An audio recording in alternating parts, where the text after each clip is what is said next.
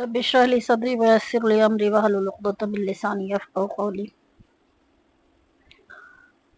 आज का उन्वान है बदज़बानी और बदगुमानी से बचिए।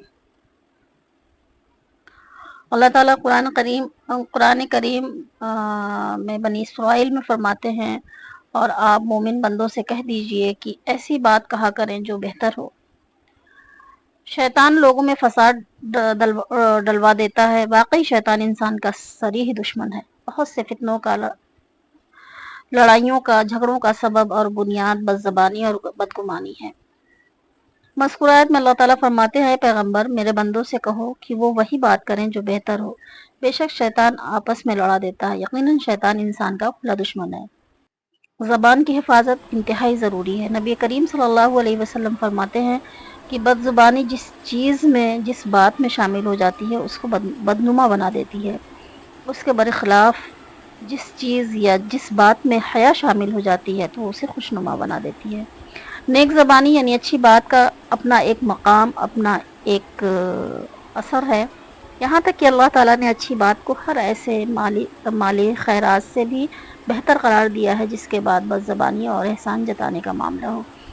अल्लाह ताला कुरान मजीद सूरह बकरा आयत नंबर 263 में फरमाते हैं, नादारी के वक्त मुनासिब बात कह देना और दरगुजर करना 1000 दर्जा बेहतर है ऐसी खैरात कर देने से जिसके बाद आज़ार पहुँचाया जाए। ज़बान की बड़ी हिफाजत करनी चाहिए, उससे बड़े गुनाह सरज़द होते हैं। चुगली, झूठ, ग़ीबत, एक दूसरे को आपस में लड़ाना और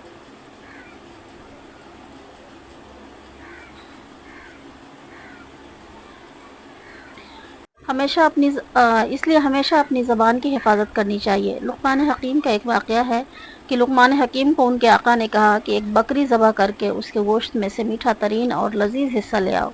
चुनांचे लुक़मान हकीम गए, बकरी ज़बह की और अपने आका के लिए उसकी ज़बान लेकर हाजिर हुए। बात आई गई हो गई। दूसरे दिन फिर आका ने लुक़मान हकीम से कहा कि बकरी ज़बह करके उसके गोश्त में से कड़वा तरीन गोश्त ले आएँ। चुनांचे वो दूसरे दिन भी गए, बकरी ज़बह की और ज़बान का गोश्त अपने आका के लिए लेकर तशरीफ़ लाए। आका ने हैरान होकर कहा कि दोनों मर्तबा आप एक ही चीज़ ले आए हैं। हालांकि दो अलग अलग चीज़ों को लेकर आना था, क्योंकि मिठास और कड़वाहट आपस में एक दूसरे की ज़िद हैं। तो जो मीठा होगा वो अलग होगा और जो कड़वा होगा वो अलग होगा। तो फिर आप दोनों मर्तबा ही ज़बान क्यों लाए? इसमें क्या हिकमत है? लुक़मान हकीम ने कहा, ये ज़बान अगर अच्छी और नर्म गुफ्तार हो जाए तो उससे मीठी चीज़ दुनिया में कोई नहीं, और अगर ये बुरी यानी कड़वी हो जाए तो उससे बुरी कोई चीज़ नहीं। बहरहाल बदज़बानी से बचना चाहिए, और बदज़बानी को हदीस में निफाक कहा गया है। हदीस का मफ़हूम है कि जो लोग बदज़बानी करते हैं वो मुनाफिक हैं। आप सल्लल्लाहु अलैहि वसल्लम ने फरमाया, जो शख्स खामोश हो गया वो निजात पा गया। इंसान को चाहिए कि अच्छी बात करे वरना खामोश रहे। और दूसरी रिवायत में है कि जिस शख्स को अल्लाह और उसके रसूल पर ईमान हो वो अच्छी बात करे वरना खामोश रहे। और एक हदीस में है कि कामिल मुसलमान वो है जिसकी ज़बान और हाथों से लोग महफूज हों। हमेशा बात करने से पहले सोचा करें, सोच समझ कर बात करें, आपकी बात किसी की दिल आज़ारी का सबब ना बने।